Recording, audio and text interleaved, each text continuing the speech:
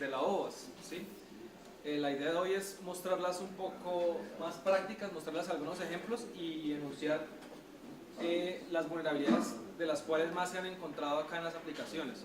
Entonces les voy a mostrar, les voy a explicar algunas vulnerabilidades y les voy a explicar cómo atacarlas, cómo prevenirlas y para que vean, digamos, en algunos entornos de pruebas que se tienen para poder simular estos ataques y entender, digamos, cómo se pueden llevar a un mundo real, cómo se pueden llevar desde la perspectiva de un atacante, cómo se pueden explotar.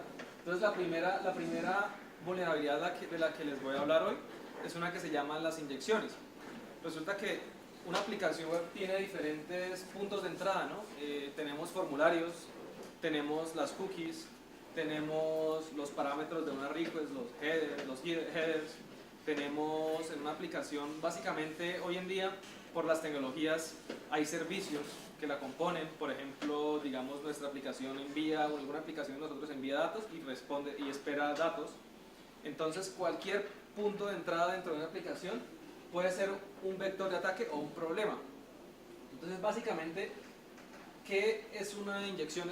Una inyección no es más que la modificación del flujo de ejecución de un programa, en este caso de una aplicación, que permite a un atacante insertar comandos o códigos de inyección SQL para ya sea ejecutar comandos en el sistema o modificar las consultas. ¿Qué significa eso? Si digamos tenemos una aplicación, digamos en nuestro sistema académico, tenemos una función que nos permite, unos campos que nos permiten introducir el nombre del usuario y la contraseña, y si nosotros podemos dentro del campo del nombre de usuario modificar todos los datos que ahí enviamos para poder introducir nuestras propias consultas, significa que ese campo es vulnerable a inyección SQL. ¿Qué significa eso? Que el principal problema de una inyección SQL es la falta y la carencia de validación de los datos. Cuando una persona programa o cuando alguien programa un sistema, lo primero que debe hacer antes de que los datos sean procesados es validar que el tipo de dato que se envía sea el que se espera. Si nosotros tenemos un sistema en el cual, en este caso, la autenticación tiene el nombre del usuario, que es un código, y le enviamos un string, el sistema no debería permitir que se envíen esos datos, porque pueden suceder cosas como esta, ya les voy a mostrar. Primero que todo, para esta charla se van a utilizar tres herramientas puntualmente. Una que se llama el WebGuard. El WebGuard es un proyecto de OWASP, que básicamente es una aplicación insegura. Es como la aplicación con peores prácticas desarrolladas, fue intencionalmente desarrollada de manera insegura para que la gente a través de retos pueda aprender de las vulnerabilidades. Entonces es como un laboratorio pequeño, una aplicación muy sencilla de instalar, que pues les recomiendo que la instalen y la puedan explorar. Básicamente es la manera más, practicando con vulnerabilidades es la manera más sencilla de entender y aprender a analizar la seguridad de las aplicaciones. Vamos a usar Docker como un sistema de contenedores que nos va a permitir correr estas aplicaciones inseguras muy fácilmente. Si nosotros nos ponemos a instalar esto manualmente, tenemos que instalar una base de datos, correr Java, correr versiones específicas. Con Docker lo vamos a levantar con un solo comando. Y vamos a utilizar esta otra herramienta que se llama DBWA.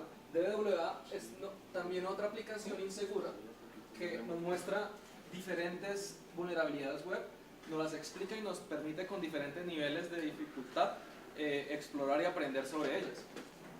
Entonces, primero que todo, para mostrarles lo de la SQL Injection, les voy a mostrar, vamos a levantar WebGuard, aquí ya lo tengo corriendo en Docker, y este es WebGuard, esta es la interfaz de la primera herramienta que les voy a mostrar. Cuando uno se autentica en esta plataforma, vemos, perdón, que lo cambié ya.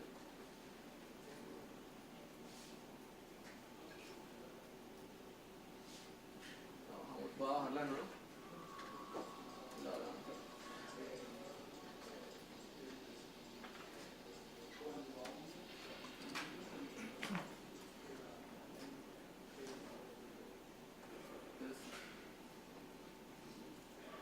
Aquí estoy parando el contenedor que tiene la aplicación y lo voy a levantar de nuevo. Entonces, con solo este comando de docker run y la imagen, ya él automáticamente me va a traer toda la aplicación y me la va a levantar, no va a tener que configurar absolutamente nada. Entonces si vamos acá, descarga, esperemos que la aplicación levante.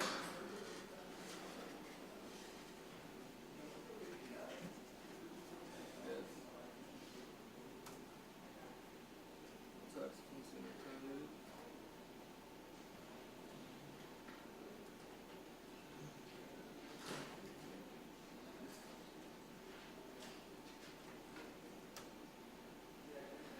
Listo, eso pasó. Entonces, bueno, esta aplicación es muy buena para aprender todo lo que tiene que ver con seguridad web. Si ustedes ven en la parte izquierda, están casi todos los diferentes ataques que el top 10 nos muestra. Nos muestra, por ejemplo, ataques de acceso, ataques de seguridad en Ajax, autenticación, problemas de autenticación, problemas de buffer overflow y todos los que enunciamos en la anterior presentación. Y no solo eso, además de mostrarnos todas las vulnerabilidades más comunes, nos muestra diferentes niveles de aprendizaje. Nos muestra cómo, por ejemplo, entender problemas de seguridad de autenticación en un nivel 1, en un nivel 2, cuando, por ejemplo, hay problemas de seguridad en la recuperación de contraseñas, cuando hay problemas de seguridad con el tamaño de las contraseñas. Entonces son ejemplos prácticos a manera de retos, y esos retos pues le enseñan a uno cómo no hacer las cosas de manera errónea. El primer reto, o el primer problema de seguridad que les voy a mostrar es el que tiene que ver con inyecciones SQL. Básicamente este es un ejemplo donde se muestra, digamos, una consulta y se trae información de una estación meteorológica. En este caso estamos hablando de algunos lugares en Estados Unidos. Está Seattle, está New York, está Houston, y ustedes pueden ver Columbia, bueno, en este caso fue Houston, New York, perdón, y nos traen estos datos de la base de datos. La aplicación muestra cómo se hace la consulta. Uno diría muy sencillo, yo creo un select en el programa, le coloco un value y ese es el identificador, lo envío al servidor, el servidor por allá me retorna los datos. Esa es la manera fácil de programarlo. ¿Qué pasa si nosotros le enviamos al servidor un número, pero no nos percatamos de garantizar de que eso sea un número? Pues sencillo, el atacante puede interceptar esos datos y puede empezar a modificar la consulta. ¿Qué pasa, por ejemplo, si nosotros, en lugar de decirle a esta consulta, o sea, si nosotros enviamos este valor, les voy a mostrar. Nosotros enviamos este valor, ¿se alcanzan a verlo ahí? 103, ¿sí lo ven? ¿Qué pasa si nosotros le empezamos a enviar cosas como 103 o 1 igual a 1? ¿Qué pasa con esta sentencia SQL? Estamos diciendo, vaya tráigame todos los datos de esta tabla donde la estación sea 1 o simplemente donde sea true. ¿Qué pasa si es true? Pues va a traer todo. Entonces, ¿qué significa esto? Que este es el primer concepto de inyección SQL, el más sencillo, con el cual podemos modificar las consultas. Vamos a verlo con un pequeño ejemplo. Hay otra herramienta que se llama Burst Suite. Burst Suite nos permite interceptar el tráfico de una solicitud. Cuando ustedes envían un dato, ese dato antes de que se envíe al servidor se puede interceptar. ¿Cómo lo podemos hacer? Con esta herramienta.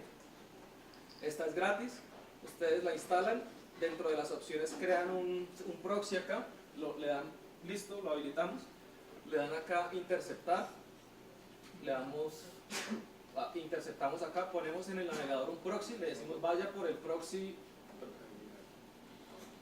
use el proxy, así como cuando acá usamos proxy distrital.2, acá lo colocamos en el localhost y en el puerto del Burst Suite. Tan pronto enviemos un dato, en este caso vamos a enviar por ejemplo, New York, le vamos a ir activamos la intercepción y le vamos a ir. Él automáticamente me intercepta la request, y lo ven acá, y él me dice, esto es lo que usted le va a enviar al servidor, estación 103 y el submit go, esos son los datos. ¿Yo qué tengo que hacer? Pues simplemente modificar el valor que yo envío, ya no vamos a enviar el valor numérico, sino vamos a enviar el valor que definimos acá. Ponemos acá, lo modificamos y le damos 103 o 1 igual a 1 y le vamos a dar enviar. ¿Qué pasa? La sentencia SQL se saltó y traemos todos los datos de la tabla. Es el primer ejemplo y el más sencillo de una inyección SQL. ¿Cuál es el problema? No validar los datos de entrada que realmente estamos esperando. Entonces, ¿dónde es común verlo ¿Y dónde lo he visto en aplicaciones de acá? En Rico es Ajax, cuando a veces se usan solicitudes por Ajax donde se envían identificadores, en muchos casos no se valida eso, no se valida que el identificador exista antes de que se envíe el resultado. Y entonces pasan cosas como esta, que uno simplemente puede añadir un simple valorcito y salta toda la sentencia. Veamos este otro ejemplo. Este otro ejemplo es con strings, no es con valores numéricos sino con strings, lo mismo. En este caso estamos trayendo los valores de los datos de un usuario de una tabla. El único usuario que nos muestran como ejemplo se llama Smith, lo vemos ahí. Si traigo por ejemplo el usuario Oscar no va a existir, no hay resultados. Pero ¿qué pasa? Nosotros podemos jugar nosotros podemos suponer cómo es la consulta de una base de datos. Entonces lo único que tenemos que hacer es, nosotros sabemos que más o menos es algo así. Nosotros sabemos que la consulta es vaya traiga los datos de alguna tabla donde el nombre sea el nombre, donde la columna sea tal, algún valor y nuestro valor el que introducimos. Entonces nosotros, ¿cómo podemos suponer un ataque si no conociéramos esto? Pues simplemente nosotros sabemos que es un valor de string que se está esperando, entonces ponemos una comilla al final, cerramos la consulta. Ahora simplemente agregamos un nuevo valor, perdón, 1 igual a 1. ¿Y qué significa eso? Si yo lo copio y lo pego acá, la consulta se mantiene y la estructura de la consulta funciona, queda bien, porque termina y dice la consulta va y trae la tabla donde el valor sea este, o donde 1 sea igual a 1. ¿Por qué se usan las comillas del 1 igual a 1? Pues porque es un campo de string. Entonces podemos usar cualquier cosa, podemos poner A igual a A. Realmente lo que nos importa es tratar de que la consulta no se vea afectada y que la consulta funcione. Y para poder saltar el filtro. Entonces, si lo vemos acá, bueno, en este caso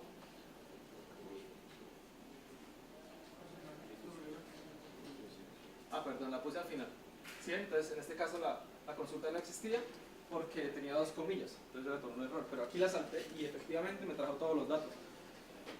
¿Dónde es muy fácil encontrar estos bypasses SQL sencillos de un simple OR? En las autenticaciones. Cuando las autenticaciones se hacen de una manera muy sencilla, de como cl asterisco from users, where username es igual a tal y password igual a tal, es muy fácil porque uno simplemente le pone al username o al password un OR al final y autentica, él salta. Entonces es muy fácil saltar la autenticación, es de las más comunes. Ustedes ven, una SQL injection es de las vulnerabilidades más usadas a nivel de aplicaciones web y las que generan más impacto. ¿Por qué? A nivel técnico implica dos cosas. Una, robo de datos y la modificación de mejor dicho, no se puede garantizar la integridad de la información después de que haya una SQL injection. Porque si existe una vulnerabilidad, alguien puede volvernos la base de datos un 8 y hacer lo que quiera. Puede extraer datos, puede robar credenciales de usuario. Y no solo a nivel técnico es lo importante la implicación de esta vulnerabilidad, sino a nivel de negocio. Si una SQL injection existe en un sistema que tiene datos muy sensibles, la reputación de una organización queda sobre el piso. Cuando se roban y se publican leaks de información, como sacamos las tarjetas de créditos de todos estos usuarios y las direcciones, recuperar esa credibilidad como entidad es muy difícil. Entonces es la manera más fácil de extraer datos de una base de datos y es de las cosas que más impacto negativo a nivel de negocio tienen. Entonces tener mucho cuidado con eso. Les voy a mostrar, uno ve estas vulnerabilidades de una manera muy sencilla, pero ¿qué pasa con una vulnerabilidad un poco más elaborada de SQL injection? En este caso por ejemplo, aquí simplemente estamos saltando un filtro, bypaseando un filtro. ¿Qué pasa si nosotros saltamos esos filtros y además de saltarlos extraemos la información? Por ejemplo, en este caso tenemos una interfaz de búsqueda. Pensemos que es una interfaz donde yo pongo el código de un estudiante y él me retorna la información. ¿Sí lo ven? Me trae el nombre y el apellido. Ahora, empecemos a modificar el dato de entrada y empecemos a decirle a la consulta esto, order by. Vamos a, la primera técnica después de encontrar la vulnerabilidad, si vemos que es vulnerable, es empezar a encontrar la mayor información para poder extraer los datos. En este caso voy a tratar de determinar cuántas columnas tiene esta query.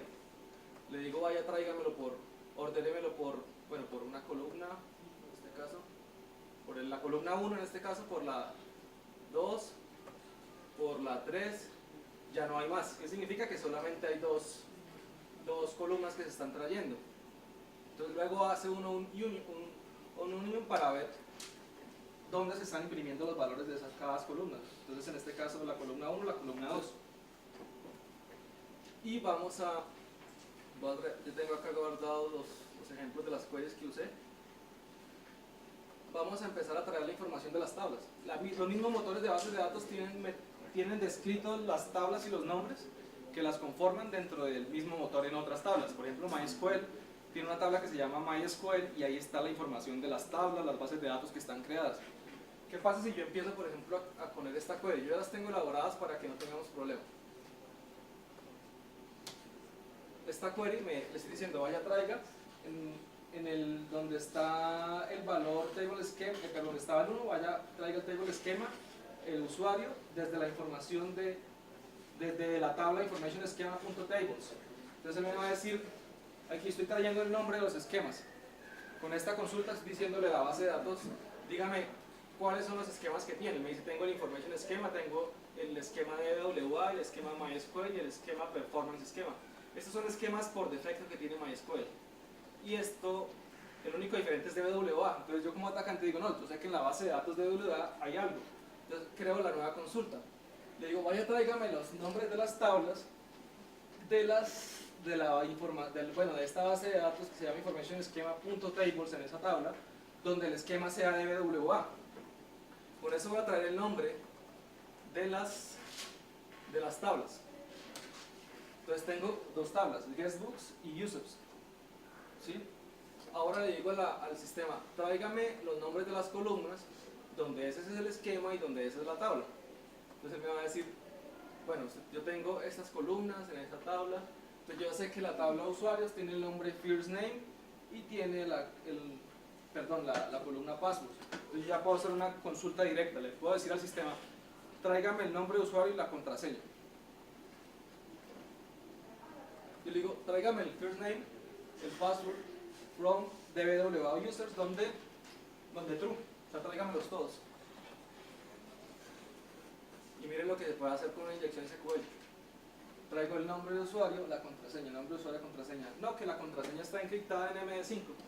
Hoy en día MD5, digamos, es un sistema de almacenamiento criptográfico muy inseguro y no nos garantiza que realmente sea segura nuestra contraseña. Por ejemplo, en este caso, nosotros simplemente con buscarla en Google nos damos cuenta que la contraseña es ABC123. Entonces es muy sencillo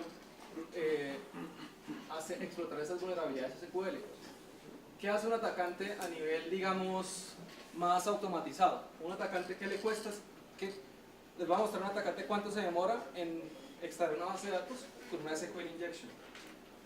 Este es un ejemplo no tan manual, sino más bien automatizado. Activamos el proxy, activamos Burp Suite, interceptamos, le damos 1 enter, 2 enter, cogemos esta request, la guardamos en un archivo,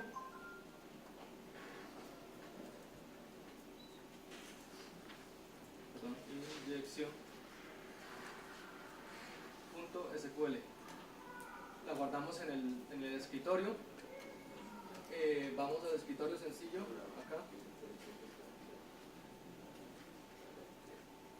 Miren la request como se ve como un metadato, es un archivo que muestra toda la formación de la request, ¿sí? Entonces yo lo que hago acá es simplemente decirle al sistema, voy a mis herramientas, voy a usar una herramienta que se llama SQL Map, es la mejor herramienta para automatizar inyecciones SQL desarrollada hasta el momento. Le digo vaya y tome el archivo que creé, tome el archivo que yo creé, que se llama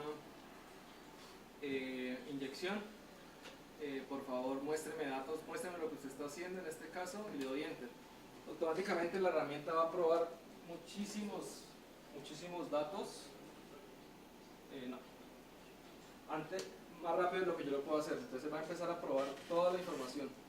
Y va a empezar, todas esas son consultas que él está haciendo por debajo. Miles de consultas almacenadas y métodos automatizados para explotar vulnerabilidades. Se da cuenta de que el parámetro ID es vulnerable. Le preguntamos, si nos pregunta si podemos probar algo más, en este caso no. Y vean, entonces aquí nos da la información detallada de cómo se explotó la vulnerabilidad. Pero entonces nosotros resulta que como atacantes no simplemente necesitamos encontrar un vector de ataque, sino necesitamos encontrar información relevante. Le decimos muéstranos las bases de datos. La herramienta nos trae todas las bases de datos. Le queremos decir ahora, no nos muestre solo la base de datos, sino muéstreme las tablas de esa base de datos.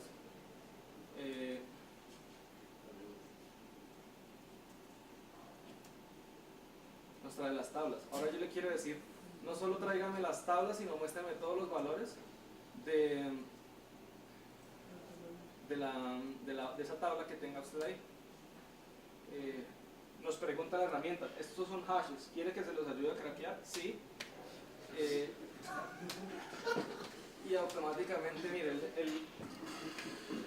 él en cuestión de encontrar el primer hash, ABC, así nos trae Charlie es el segundo hash, no sé cuántos usuarios hayan, creo que son 5.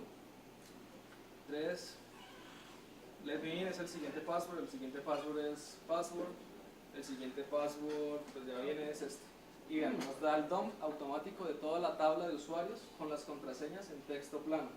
Entonces, una vulnerabilidad de SQL Injection, el impacto es grandísimo, es muy grande y se pueden explotar muy fácilmente. Esto que les muestro acá es una herramienta, es una explotación automatizada con un reconocimiento manual. Es decir, yo estoy dándome cuenta y tengo acceso a la aplicación. Hay herramientas en internet que están corriendo así como hace Google, como es un robot que va y busca y inserta metadatos. Consulta metadatos, hay herramientas automatizadas buscando esos parámetros y probándolos con todo esto. Entonces es muy importante tener en cuenta la seguridad de las aplicaciones a nivel de inyecciones SQL. Entonces,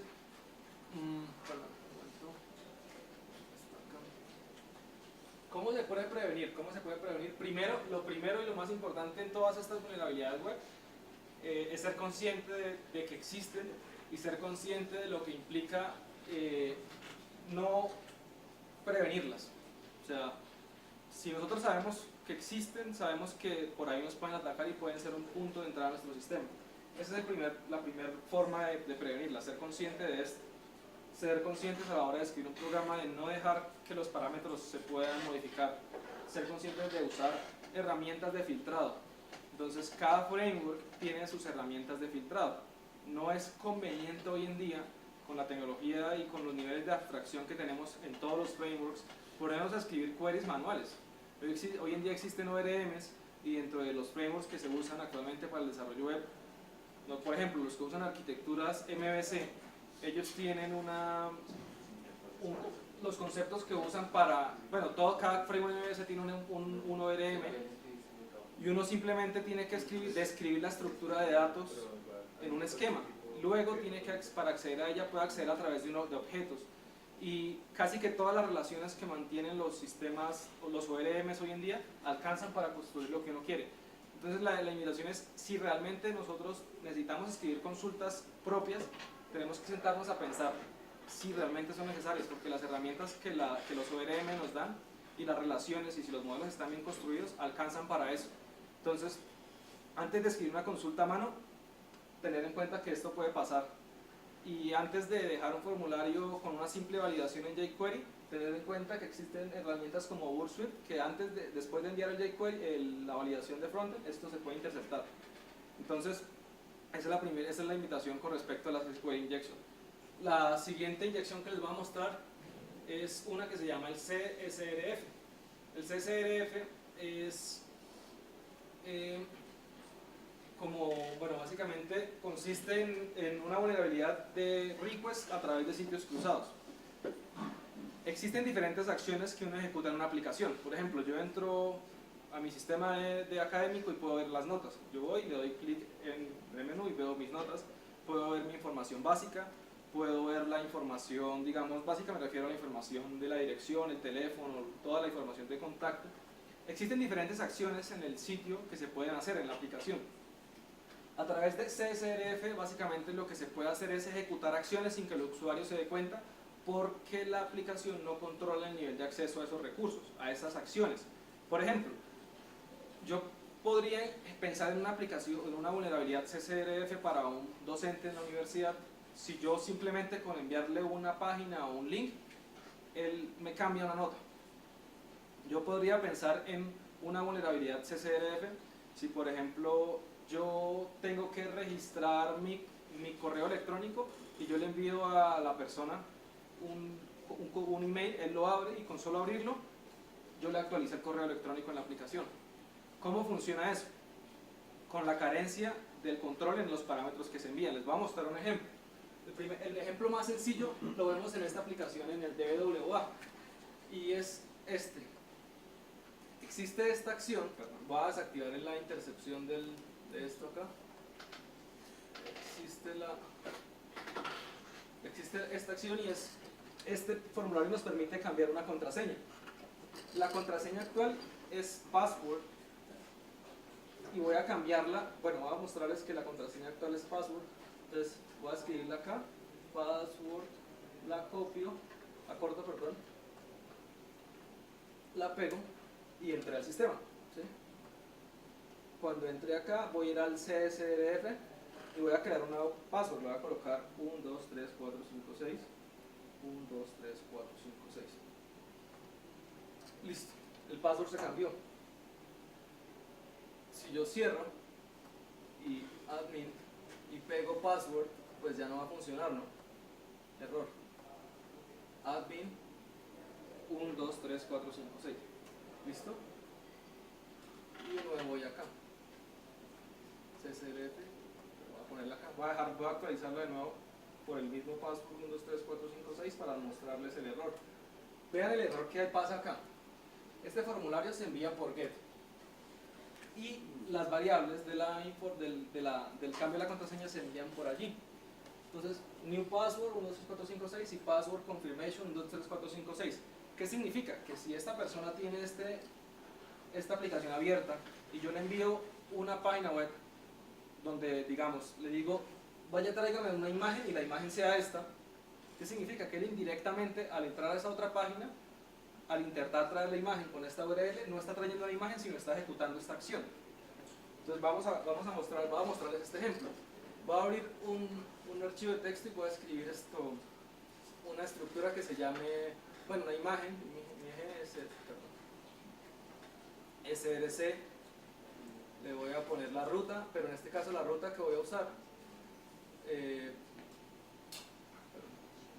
va a ser esta. Esta va a ser la ruta que voy a usar.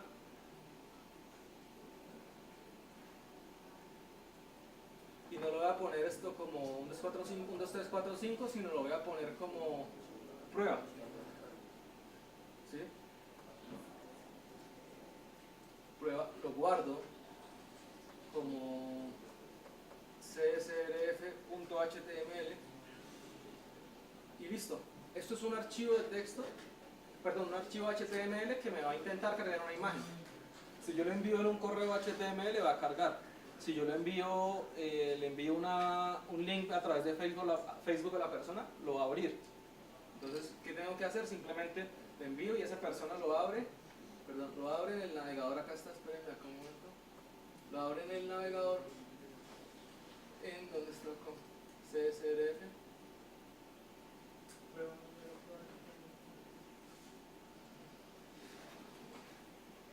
Entonces vamos a abrirlo acá porque no cargó.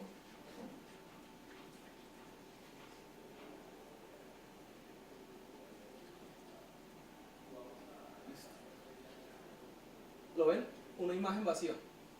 No cargó absolutamente nada, pero si vamos a intentar acceder con esta contraseña debería funcionar. Admin, prueba.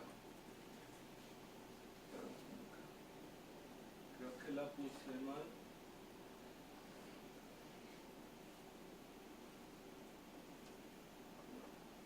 Ah, bueno, CSRF token el 5. Creo que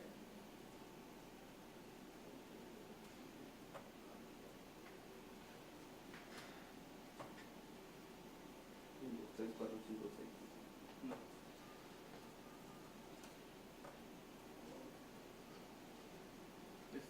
Es que creo que le puse la vulnerabilidad. Eso tiene diferentes niveles de seguridad. Y al tener diferentes niveles de seguridad, pues la inyección puede ser un poquito más complicada. Ya les muestro acá. De nuevo, 1, 2, 3, 4, 5, 6. 1, 2, 3, 4, 5, 6. Copiamos esta ruta, la pegamos acá.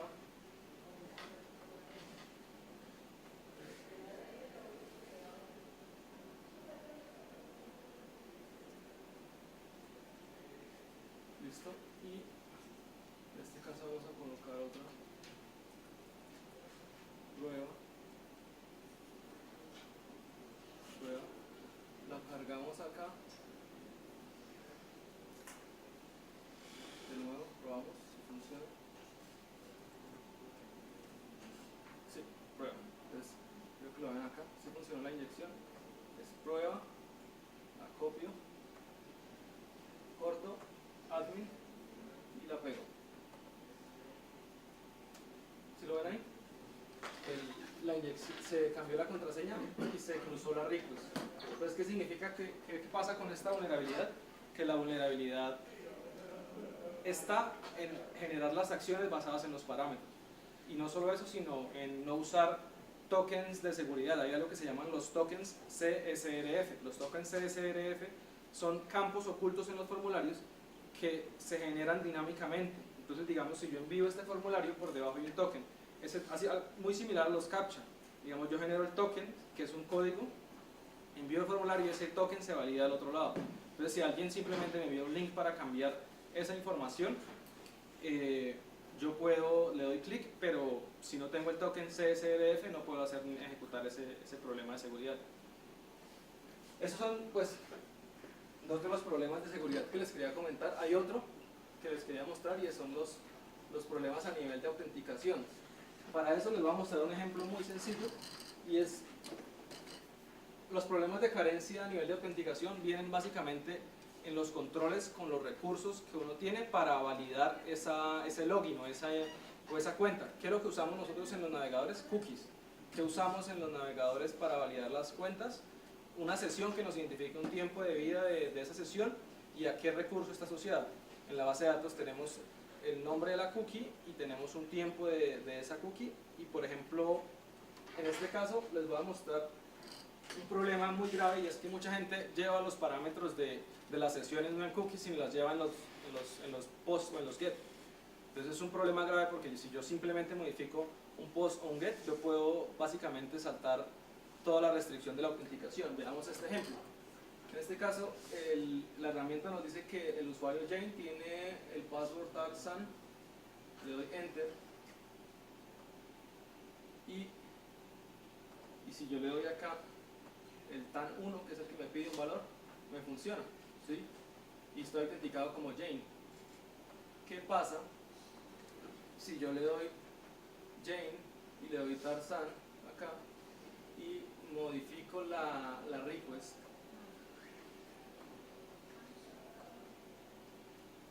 Pues acá vamos a ver user Tarzan.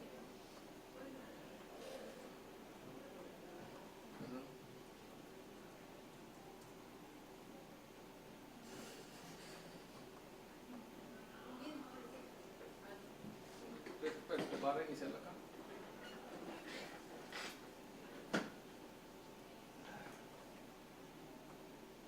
Listo, ahí funciona.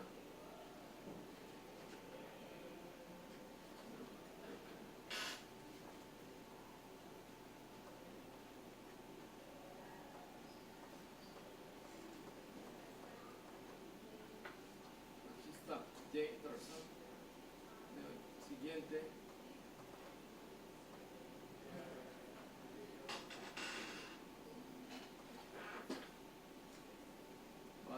voy a quitar la restricción un momento para ver si la autenticación funciona. Listo, funciona. Entonces, después de autenticarme como este usuario, voy a intentar autenticarme como... Voy a tratar de saltar la validación. Digamos, en este caso, si yo pongo el TAN1, él me va a decir fallos. Entonces, en este caso, voy a saltar esta restricción a nivel de autenticación, y es que miren esto, aquí me está pidiendo el TAN1 y acá en la aplicación me dan los valores. ¿Qué pasa si yo, digamos, envío este TAN, por ejemplo, acá, el TAN1, y le doy submit, pero lo intercepto? En este caso me está diciendo vaya al TAN1, pero en este caso me está enviando un parámetro que se llama hidden TAN, que es el 2. Entonces, si yo simplemente lo cambio por el 1, él me va a permitir saltar esa restricción. Entonces, eso es como si fuese una doble autenticación. Yo entro y me pide un código, y ese código yo lo tengo que introducir. En este caso, introduje el código 1 y me estaba pidiendo pero el 2. Y yo no necesito saber el 2, sino simplemente en este caso necesité conocer cómo se comportaba la aplicación. Si ustedes vieron acá, la aplicación permitía enviar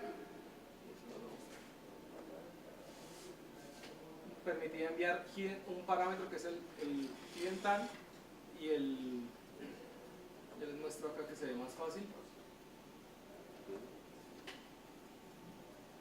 Acá se ve, perdón.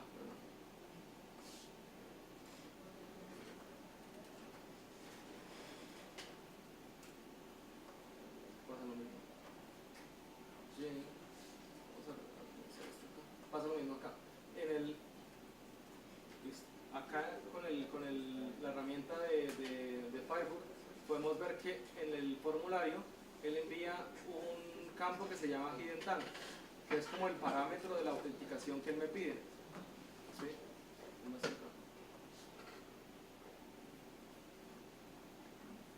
Mírenlo acá, hidden TAN. ¿Sí? Me está pidiendo el TAN3. Si yo simplemente modifico esto por 1, es lo mismo que lo que hicimos ahorita. Lo modifico por 1, pues yo puedo poner el valor 1 y va a funcionar. Entonces, es un problema de autenticación. ¿Sí lo ven ahí? Entonces, no podemos poner datos de validación directamente implícitos en los formularios. O sea, hay mucha gente que usa esa mala práctica de colocar valores ocultos en los formularios porque los usuarios no lo ven, pero las RICOs se pueden interceptar y eso se puede modificar. Y esas eran las 3 vulnerabilidades que les quería comentar hoy a nivel del top 10, mostrarles las que existen, y pues mostrarles cómo se pueden explotar para que vean que es muy fácil que un atacante pueda extraer toda la información con solo eso. Entonces no sé si de pronto tienen alguna pregunta acerca de estas vulnerabilidades. Estas son fallos de autenticación. No la voy a mostrar acá. Fallo de autenticación. Es la número 2. Perdón, la 4. ¿Sí? Fallos de autenticación. Otro fallo de autenticación muy básico que se puede ver es, por ejemplo, la cookie. Si una cookie tiene el ID del usuario dentro de la cookie y nosotros leemos la cookie y miramos si el usuario, si tiene el ID, y pues fácilmente cualquier persona simplemente modifica la cookie y le coloca el ID de otro usuario y ya salta esa autenticación. Entonces, las cookies tienen que ser hashes difíciles de replicar. Entonces, hay muchas maneras. Lo que pasa es que estas vulnerabilidades tienen muchísimos vectores y es muy grande el margen donde uno puede mostrarlas. Eso es un ejemplo muy práctico y un ejemplo que puede parecer muy simple, que de hecho puede que no lo estemos implementando así, pero la idea es entenderlas. Y a nivel de estas herramientas, pues pueden entenderlas y tratar de saltar los diferentes niveles. Si llegan al nivel 3, pues ya es un sistema que de pronto sí es más real, algo que puede suceder. Entonces, pues no sé si tienen alguna pregunta acerca de las vulnerabilidades o algo de... ¿Cómo se llama la aplicación que ejerce? Burp Suite. Burp Suite. Burp Suite. Hay una que se llama SAP Proxy, que es de SAP, de UBAS, pero esta es la mejor para eso. Normalmente a nivel de ataques y de aplicaciones web se usa mucho esta porque, digamos, una request se intercepta, pero a veces la explotación no es tan sencilla como simplemente cambiar un parámetro y ya. Yo puedo interceptarla, enviarla a un lugar que se llama el intruder, que es este, puedo escribir un script un parámetro me lo modifique de acuerdo a como yo quiera. Entonces lo paso como por un ciclo y yo lo puedo ejecutar X cantidad de veces ese request. Entonces puedo como tomar los datos de la misma request para enviarle, o sea, puedo construir ataques muy avanzados con esta herramienta. Es la que más se usa a nivel de web, porque digamos en esto también en las inyecciones SQL hay unas que se llaman las Blin SQL Injection y las que no son Blin, porque simplemente uno puede ver en la pantalla el error. Las Blin uno envía algo y uno no sabe. Entonces hay una técnica para explotar las Blin SQL Injection y es enviar una función temporizador. Entonces uno envía parámetro 1 and sleep 500. Entonces, ¿qué le estoy diciendo al motor? Tráigame el valor 1 y demórese 500 milisegundos. Entonces uno con tiempos de respuesta puede empezar a darse cuenta que una inyección existe. Y son técnicas más avanzadas. De pronto existen, digamos, inyecciones que no permiten que nosotros sepamos que, por ejemplo, resulta que nosotros no podemos insertar caracteres especiales. Entonces, ¿cómo tenemos que hacer las inyecciones? Usamos funciones como char que nos permiten enviarle valores numéricos. Entonces, mandamos un char y construimos la consulta punta de funciones. Como char, le pasamos el valor, el ASCII de comillas, luego el ASCII de la siguiente palabra y así. Entonces, una SQL injection depende de muchos recursos. Depende, por ejemplo, digamos, tenemos un valor que solo recibe 5 parámetros y es vulnerable a SQL injection. Ahí ya viene la astucia del atacante mirar cómo puede explotarla. Hay muchos factores, pero normalmente no se encuentran tan sencillas como un ID que yo pueda meterle miles de valores, no. Tengo 20 caracteres, ¿qué puedo hacer con esos 20 caracteres? ¿Cómo la puedo explotar? Entonces, ¿qué es lo que puede hacer uno? Simplemente construir una función que vaya y traiga un archivo en internet y ejecute ese archivo. Porque, digamos, puede que construir la query para traer todos los datos no sea tan sencillo. Entonces uno tiene que usar la recursividad. O puede, por ejemplo, escribir un output file en la query para construir un archivo PHP que le permita a uno ejecutar comandos. Que le pasen un parámetro Q y en ese parámetro Q le manden unos comandos. Entonces uno puede construir, ya puede uno escalar la vulnerabilidad a otro nivel. O puede ejecutar un archivo, imprimir un archivo que le permita a uno ejecutar ese comando y uno crea un puerto reverso. Entonces uno se conecta por una consola remota.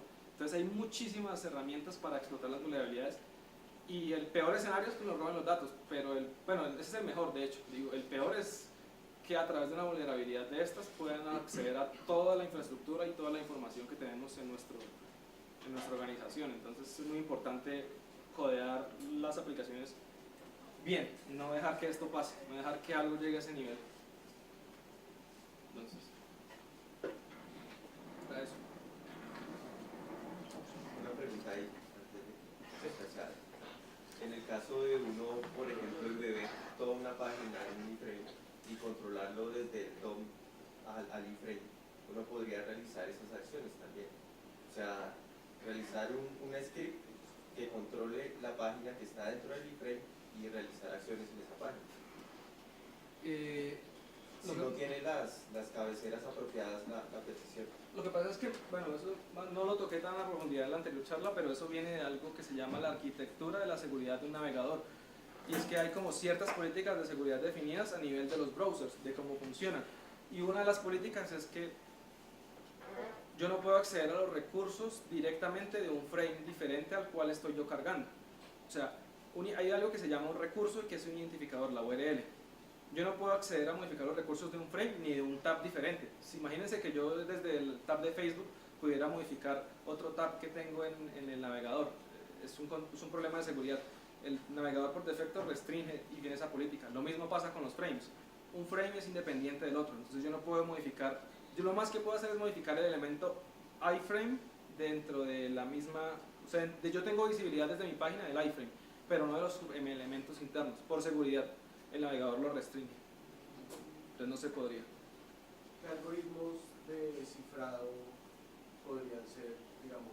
Pues bueno, hoy en día se usa mucho SHA-1, aunque ya se está.